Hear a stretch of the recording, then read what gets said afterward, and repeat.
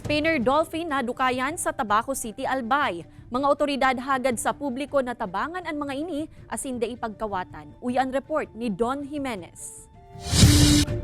Sarong spinner dolphin ang napadpad sa gilid kan baybayon kan Barangay Fatima, Tabaco City sa probinsya nin Albay. Sigun sa City Agriculture's Office kan Tabaco, mga parasira an enot na nakarisa sa nasambitan ng dolphin. Kasi ang pinakakalaban po kaya kayo ni is stress po talaga.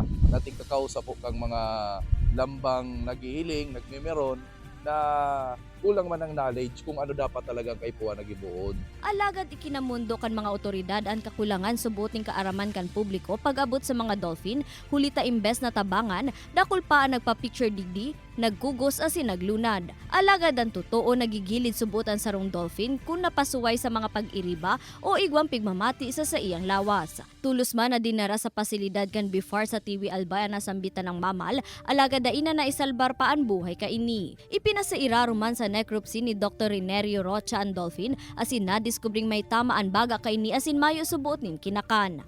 Siguro nga, estimate ko nga 5 days ng siyang taon. 1 week. Bakang di gabuso bilog na bituka sa kaso stomach niya, warang laog. Tulos man ining ipiglubong alagad pinatos ini sa net, tanganing mapreserbar ang mga tulang kainiin kaso na malapa na ang lawas. Ini si Don Jimenez, Balitang Bicolandia.